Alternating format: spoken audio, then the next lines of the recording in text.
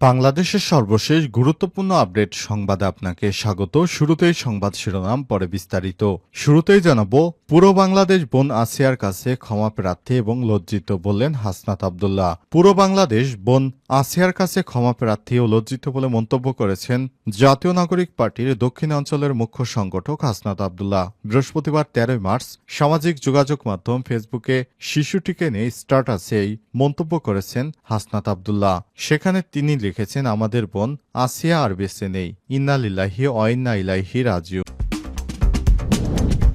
এদিকে হাসিনা সবকিছু হিন্দুস্তানের কাছে ইজারা দিয়েছিল বললেন ফারুক। শেখ মুজিব 1 মিনিটে গণতন্ত্র হত্যা করে বাকশাল কায়েম করার মতো নেতা বলে মন্তব্য করেছেন বিএনপির চেয়ারপারসনের উপদেষ্টা জয়নুল আবেদিন ফারুক। তিনি বলেছেন, শেখ মুজিবের মেয়ে শেখ হাসিনা বাংলাদেশের ভাবমূর্তি সব হিন্দুস্তানের কাছে ইজারা দিয়েছে, বাংলাদেশের সমস্ত সম্পদ ভারতের কাছে লুটিয়ে দিয়েছে।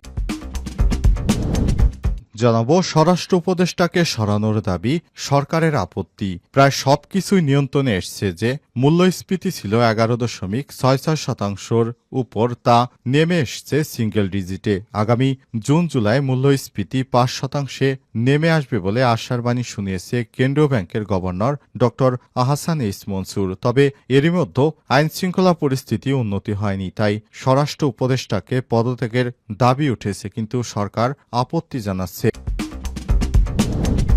এরপর জানাবো, মাগুরায় ধর্ষণের শিকার শিশু আসিয়ার মৃত্যুতে সেনাবাহিনীর শোক। ঢাকা সম্মিলিত সামরিক হাসপাতালে চিকিৎসাধীন অবস্থায় মাগুরায় ধর্ষণের শিকার শিশু আসিয়ার মৃত্যুতে শোক জানিয়েছে বাংলাদেশ সেনাবাহিনী। বৃহস্পতিবার 13 মার্চ বাংলাদেশ সেনাবাহিনীর ভেরিফাইড ফেসবুক পেজে এক সংবাদ বিজ্ঞপ্তিতে শোক জানানো হয়। এদিকে যুবদল কর্মীর হাত পা ভেঙে দিলেন আওয়ামী লীগ নেতা। ঝিনাইদহে ইজিবাইক চুরির অপবাদে মিলন শেখ নামে এক যুবদল কর্মীর হাত পা ভেঙে দেওয়ার অভিযোগ উঠেছে স্থানীয় আওয়ামী লীগ নেতার বিরুদ্ধে। এই ঘটনার পর থেকে অভিযুক্ত আওয়ামী লীগ নেতা ও সাবেক পৌর কাউন্সিলর ওবায়দুর রহমান গা ঢাকা দিয়েছে। এবং সর্বশেষ জানাবো, যুক্তরাষ্ট্রকে কড়া বার্তা খামেনির। যুক্তরাষ্ট্রকে কড়া বার্তা দিয়েছেন ইরানের সর্বোচ্চ ধর্মীয় নেতা আয়াতোল্লাহ সাইদ আলী খামেনি। যুক্তরাষ্ট্রের উদ্দেশ্যে তিনি বলেছেন, মার্কিন প্রশাসন যে কোনো ভুল সামরিক পদক্ষেপ নিলে ইরান তার কড়া জবাব দেবে। প্রিয় দর্শক, এতক্ষণ শুনছিলেন সংবাদ শিরোনাম, এবারে বিস্তারিত।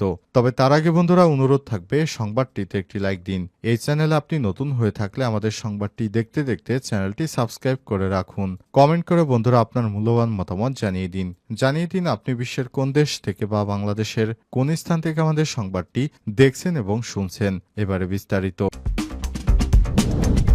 মাগুরায় ধর্ষণের শিকার শিশু আসিয়ার মৃত্যুতে সেনাবাহিনীর শোক। ঢাকা সম্মিলিত সামরিক হাসপাতালে চিকিৎসাধীন অবস্থায় ধর্ষণের শিকার শিশু আসিয়ার মৃত্যুতে শোক জানিয়েছে বাংলাদেশ সেনাবাহিনী। বৃহস্পতিবার 13 মার্চ বাংলাদেশ আর্মির ভেরিফাইড ফেসবুক পেজে এক সংবাদ বিজ্ঞপ্তিতে এই শোক জানানো হয়। বিজ্ঞপ্তিতে বলা হয়েছে, অত্যন্ত দুঃখ ভারাক্রান্ত হৃদয়ে জানানো যাচ্ছে যে মাগুরায় নির্যাতিত শিশু আজ 13 মার্চ দুপুর 1টায় সম্মিলিত সামরিক হাসপাতাল CMH এ শেষ নিঃশ্বাস ত্যাগ করেছেন।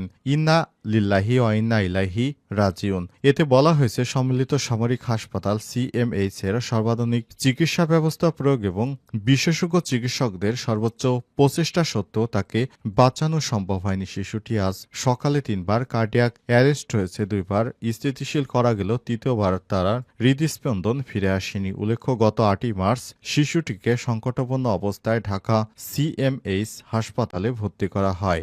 বিজ্ঞপ্তিতে আরও বলা হয়েছে, বাংলাদেশ সেনাবাহিনী শিশুটির শোক সন্তপ্ত পরিবারের প্রতি গভীর সমবেদনা জানাচ্ছে এবং যে কোনো প্রয়োজনে তাদের পাশে থাকার অঙ্গীকার ব্যক্ত করছে। বাংলাদেশ সেনাবাহিনী শিশুটির বিদেহী আত্মার মাগফিরাত কামনা করছে। উল্লেখ্য, গত বৃহস্পতিবার 6 মার্চ বোনের শ্বশুর বাড়ি গিয়ে মাগুরা শহরের পারনুন্দালি এলাকায় বেড়াতে গিয়ে বোনের শ্বশুর হিটু শেখ 50-এর লালসার শিকার হন শিশুটি। পুরো বাংলাদেশ বোন আসিয়ার কাছে ক্ষমা প্রার্থী ও লজ্জিত।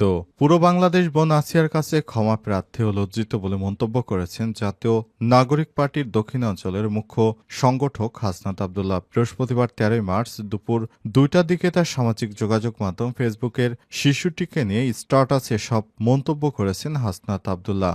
আসিয়ার ধর্ষণের বিচারের মাধ্যমে বাংলাদেশের ইতিহাসে ধর্ষকদের শাস্তির এক দৃষ্টান্ত স্থাপন করা হোক। বিচারহীনতা, বিচারে রাজনৈতিক হস্তক্ষেপ এবং দীর্ঘসূত্রতা বাংলাদেশের বিচার ব্যবস্থাকে যে ধ্বংসবিশেষ জায়গায় নিয়ে গেছে। শিশু আসিয়ার ধর্ষকদের মৃত্যুদণ্ড দেওয়ার মাধ্যমে সেই বিচার ব্যবস্থা আবার জেগে উঠুক। পুরো বাংলাদেশ বোন আসিয়ার কাছে ক্ষমা প্রার্থী, লজ্জিত। উল্লেখ্য, ঢাকা সম্মিলিত সামরিক হাসপাতাল সিএমএইচে মাগুরায় ধর্ষণের শিকার সেই শিশুটি মারা গেছে। ইন্না লিল্লাহি ওয়া ইন্না ইলাইহি রাজিউন। বৃহস্পতিবার ১৩ মার্চ দুপুর ১টার দিকে সিএমএইচে চিকিৎসাধীন অবস্থায় শিশুটি শেষ নিঃশ্বাস ত্যাগ করে।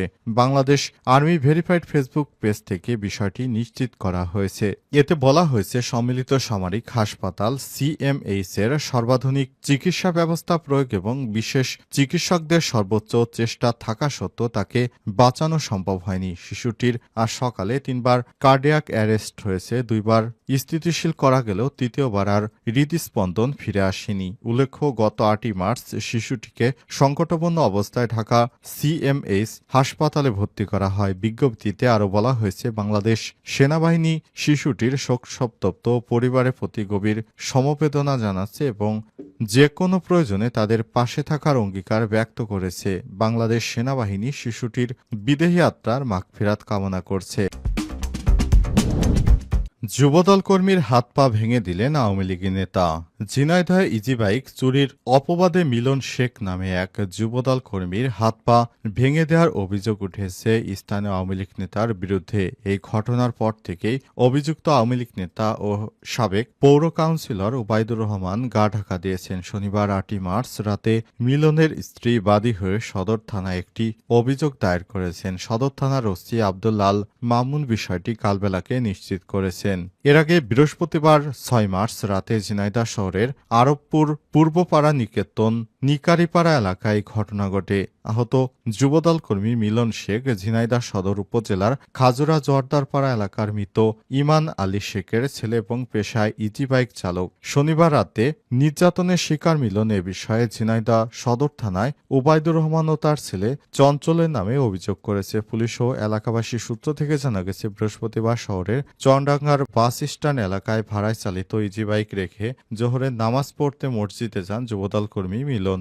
নামাজ শেষে ফিরে দেখেন ইজিবাইকটি নেই। খোঁজ খবর পরও ইজিবাইক না পেয়ে ইফতার শেষে তিনি ইজিবাইকের মালিক আওয়ামী লীগ নেতা সাবেক কাউন্সিলর ও ওবায়দুর রহমানের কাছে গিয়ে চুরির ঘটনা খুলে বলেন। এ সময় ওবায়দুর তার ছেলে চঞ্চলের ইজিবাইক চালক মিলন শেখকে লোহার রড দিয়ে বেধড়ক পেটাতে থাকেন। এতে মিলন শেখের ২ হাত পা ও গলার হাড় ভেঙে যায়। চিৎকার শুনে এলাকাবাসী তাকে উদ্ধার করে ঝিনাইদহ ২৫০ বেড হাসপাতালে ভর্তি করে।